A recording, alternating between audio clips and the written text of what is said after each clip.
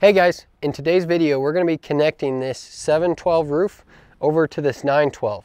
You can see this ridge here. We're going to run it across and bring down boards on each side so that we can sheet over. Now you may call this an overframe or a manual framing section. Whatever you call it, we're going to show you how to do it. So this 912 is a pretty steep roof. We already got it sheeted here, so we're ready to start framing on top of our sheeting. And we added some kickers so it makes it easier to stand on this 912 while we work. The first thing we're going to do is string the ridge line, and we're going to line it up and see where it connects to this 912. So we're going to go down there on the other side of these trusses. We're going to run a string line across.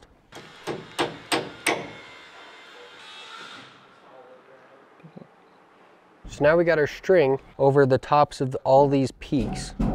So our string is basically acting as our ridge board. So I'm pulling it super tight. I got it wrapped around my fingers here. I'm setting it right on top of these peaks. I'm just lowering it down, making sure it's still super tight till it just touches the top of this peak closest to us. So right here is where I'm gonna make a mark for our ridge line. Right here is basically continuing this ridge line. So the important part is not to have it too high up or too far down. You don't want your ridge to just die down into the roof or lift up at all. That shows you're not very good at framing. So as long as you're straight across, that mark will work. Now we're going to use this line to chalk our valley lines down to the bottom of the truss. Okay, so we're hooked up there where our ridge came in, and now we're just pulling a chalk line down the sheeting. So basically, if you're planing across the roof, you're going to be dying into this line here. So I'm just getting this point down here. I'm lining right up with where this truss meets this sheeting. Where the top of the trusses meets the sheeting is what this chalk line is. Okay. We're going to be putting a 2x4, a valley board, up to this line here. But since it sticks up, we can't put it right on the line because then it's not in plane with our trusses. We have to keep it set back from the line. That setback changes depending on what pitches you're framing. So to figure it out, all you have to do is you can put a 6-foot level here, that's fine, and run it across the tops of the trusses. But you just want to plane over to your line and butt your block up into it. That measurement between the block and the line, which in this case is 1.5 inches for a 7 coming into a 9, we're 1.5 inches set back off of this line.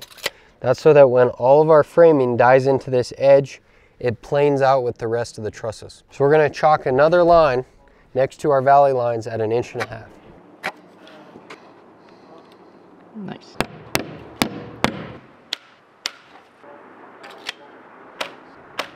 So now we're going to put our valley boards in, which is the board that nails on the second line. And that's where all of our framing members sit. Our ridge board sits on that, and our valley board sits on that.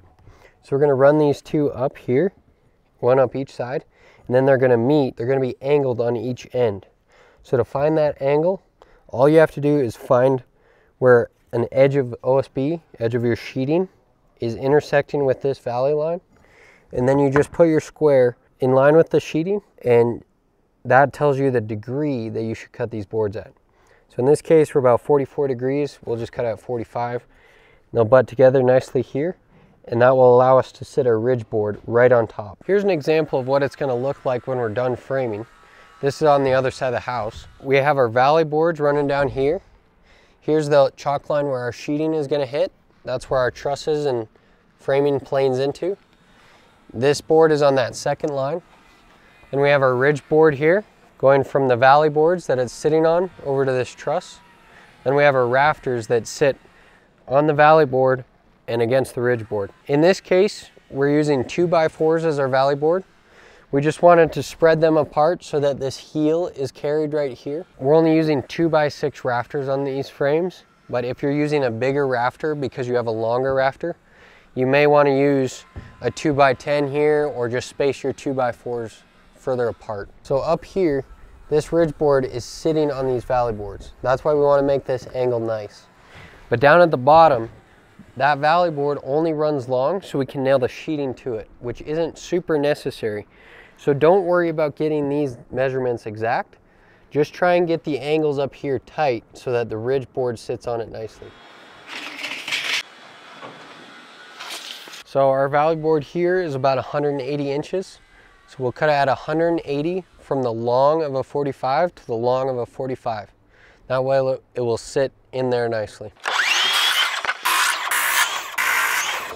So we got our valley board up here. We're gonna flush it to this chalk line. We wanna get the peak right where our valley lines intersect. Now when you nail this board on, you wanna nail it into the trusses. So make sure you're following the nail holes down and only nailing into the trusses with 3-inch nails.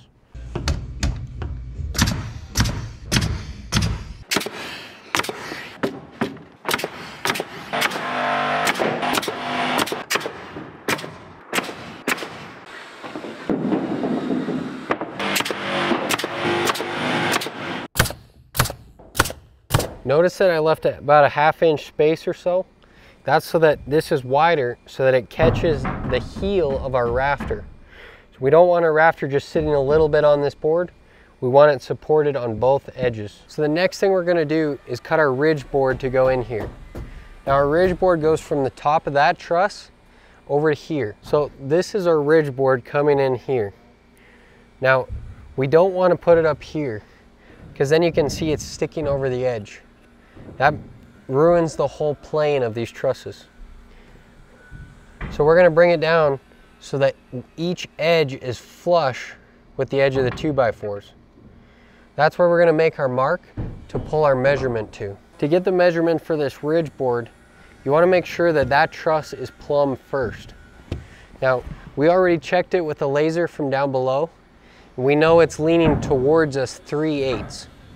So we're just going to add 3/8 to our measurement, and that's going to push the truss to plumb. But we're going to hook on this truss, and we're going to measure over to our mark we just made. We got 101 exactly. So we have to minus 1.5 inches for that truss there, which brings us back to 99.5. Then we're going to add 3/8 in order to make that truss plumb when we put the ridge board in. So we're going to cut it at 99 7/8 from the flat to the long. So this ridge board is coming in and sitting on this 912 roof. Now a 912 is 37 degrees. If we cut a 37-degree angle and our board sat, that would kick our board straight up in the air. Now to get a board that butts into a 912, you have to cut the opposite or the back seat of a 912. So the way you get the back seat is you take your roof pitch, which is 37 degrees, and you subtract that from 90 degrees. So in this case, I believe that is 53 degrees is where we're going to cut this at. That way it will sit into the 912 and it will be level across here. Now normally I like to use a 2x8 ridge or even bigger if we're using bigger rafters. We're going to be using 2x6 rafters here.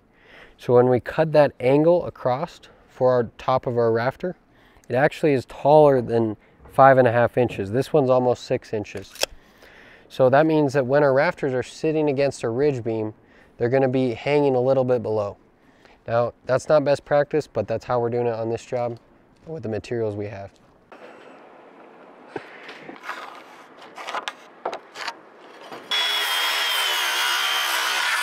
Okay, so here's our ridge board. We're gonna butt it into this truss here. If this is a big board or too long to do by yourself, you can add a block under here to hold it.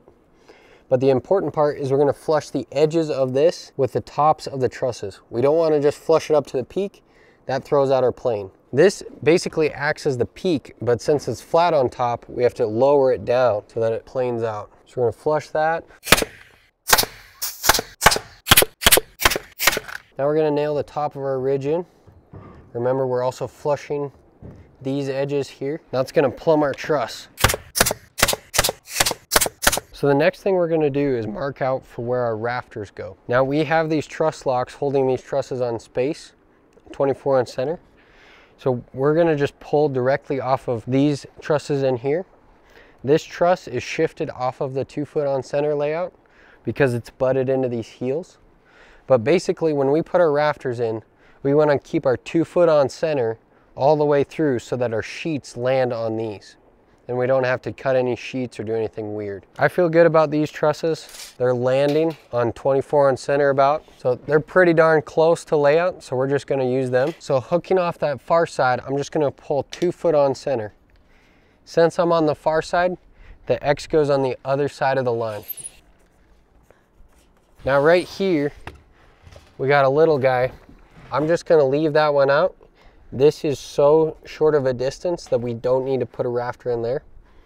We're just gonna end here. Now I'm gonna square off these lines and wrap them around to the other side.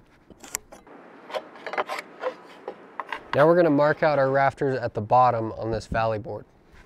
So like I said, we already got our truss locks in. So I'm good pulling off these trusses here. We want to line 2 foot on center right here at this 6 mark with this edge. Now when I'm pulling tape and I'm getting this 2 foot on center mark to land on this valley board, I'm pulling squarely off of these trusses. You can see pretty well with your eyeball when it's out of square, and that's gonna mess up your mark. But if you eyeball it square, that is close enough to get these accurate. They don't change by a ton beyond your eyeball. So right here, I look square. I got 6 right on this edge. Now I'm gonna make a mark. Since I'm pulling off the far side, that's gonna be the long of our rafter. So I'll put the X on the opposite side. Always mark the long of these rafters. It's way easier to measure to and from the long than it is the short. I moved up here to get the next 2 foot on center, which will be 8 foot based on the truss I'm pulling off of. One more rafter right here. So now that we got these rafters marked out, we can get our measurements.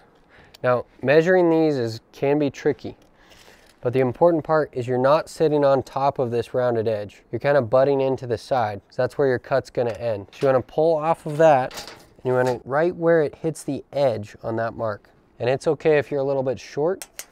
If this is way short, you just move it over a little bit because it shrinks so quickly on this measurement. So right here, we're gonna be 43 inches from long to long. Now you'll probably need 2 people to get these longer measurements, but if you don't have 2 people, you can pound a nail in here. As long as you're hooked in the right place, right on that edge there, you can pull off it by yourself.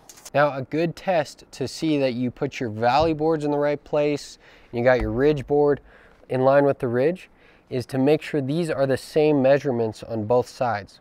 They're gonna be opposite angles because they're on opposite sides of the roof, but the measurement should be really close. If you're within a 1/2 inch, don't worry about it, but it's just a good way to double check your work. So for cutting these rafters, it can be confusing sometimes, but I'm gonna try and explain it the best I can. Now, we're framing a 7/12 pitch. That's what this roof is over here, and we're bringing that 7/12 onto this 9/12. So for starters, we're gonna completely ignore the 9/12. We wanna get all our angles based off the 7 before we think about the 9. The 9 doesn't even affect us yet. So for a 7/12 roof, this is 12/7.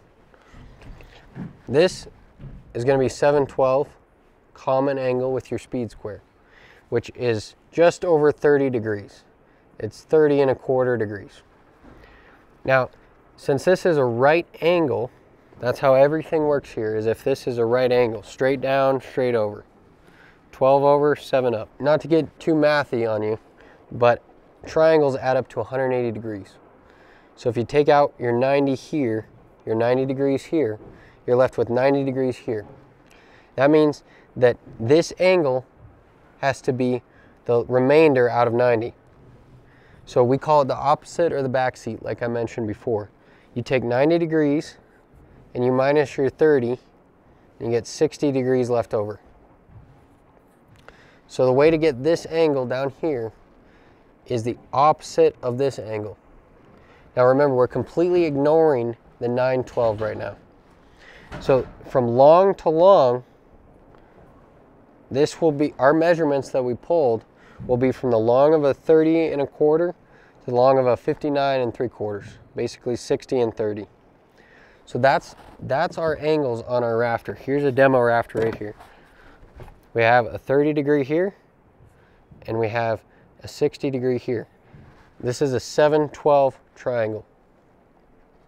Now, Where it gets tricky and people get confused is when you're not sitting on a flat spot. You're sitting on a 9/12. Now the only way that 9/12 or this roof that you're sitting on comes into play is when you put the bevel in. So you're still marking out that 60-degree angle down here and that 30-degree angle up here. But when you cut it, you're going to cut it with a bevel that is the angle of the roof it's sitting on. So if you're sitting on a 7/12, it's a 7/12 bevel. If you're sitting on a 9/12 in this case, it's a 9/12 bevel, which is 37 degrees. So the only way this 9/12 or the roof you're sitting on comes into this rafter is with the bevel that you set your saw to. Completely ignore it for getting all of these angles and measurements. You're just going from a 7/12 to the opposite, or the back seat. Then you're cutting with the bevel of the roof you're sitting on. So for cutting these rafters, we're going to do our long first, which is just below a 60 degree. On these longer angles, you can get a bigger bead square if you want. Here's the bottom. This is that 60 degree cut. Now, if I want to put this on the side that's closest to me in this scenario, if I'm thinking about this roof, I know my ridge board's up there and my valley board slopes up this way. That's how I'm visualizing it. So I'm going to draw my bevel with the valley board. That is not the real bevel. It just gives me a guide to think through, okay, this board is going here. That bevel is sloping up with the valley board. So now I know my saw is beveled at that 37 degree for sitting on the 9/12. And I'm thinking about it, okay, my saw angles this way and my line angles this way. That means I can make that cut and it's beveled the right way. Now, if I came from this side, it would bevel it the other way, and then we'd have to use this board on the opposite side of the roof. So just think through that and draw a line the way that bevel is supposed to go so you can line your saw up with it.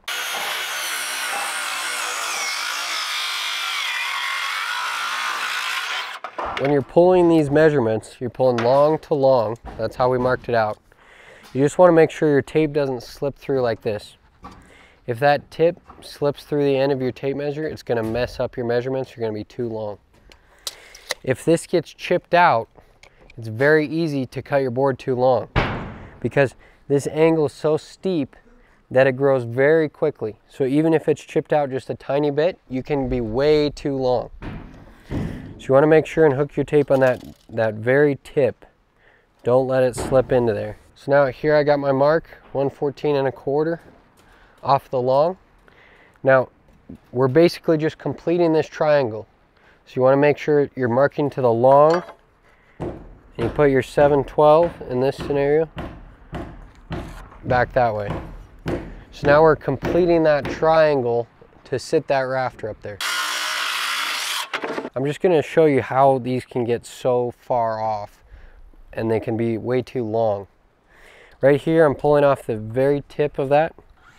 I'll mark 6 inches. Now if I slip in here into this hole, it drops a 1/4 inch. So it already grew a 1/4 right there. Now if this tip was damaged at all like that, and you pull off the end, now you're 3/8 long. I've seen this tip get damaged quite a bit. If the tip does get damaged, you can put your square and your pencil on this to line it up, and you can see how much it grows if it actually had a point on it. So always be aware of that. That will make your board way too long, and then you'll have to shift it way down off of layout.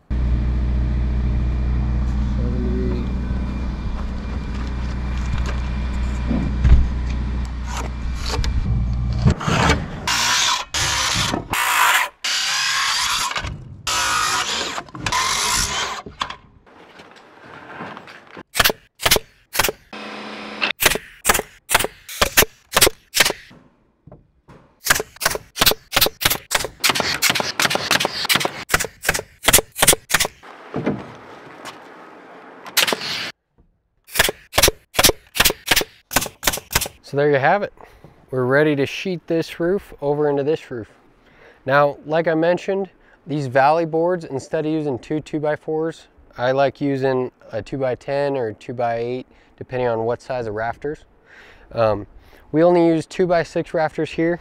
I added this rafter tie between these two, just to give them a little bit of strength, we don't have any 2x8s on site, I would have used them here. Another comment is that these can get really big and really long. If this is a shallow pitch, it's less steep than this, and this is a big pitch, this overframe can be like 20 feet long. Then you're probably going to want to use a 2x10 or a 2x12 here, because these rafters closest to this section are going to have to be like 2x12s or 2x10s. So in order to support them here, you want to use a bigger board here. Like I said, I wanted to use a 2x8 here. We didn't have them on site. This is how we're doing it. If you guys got any value out of this video, be sure to check out our channel. We're doing a video about every skill it takes to frame a quality house.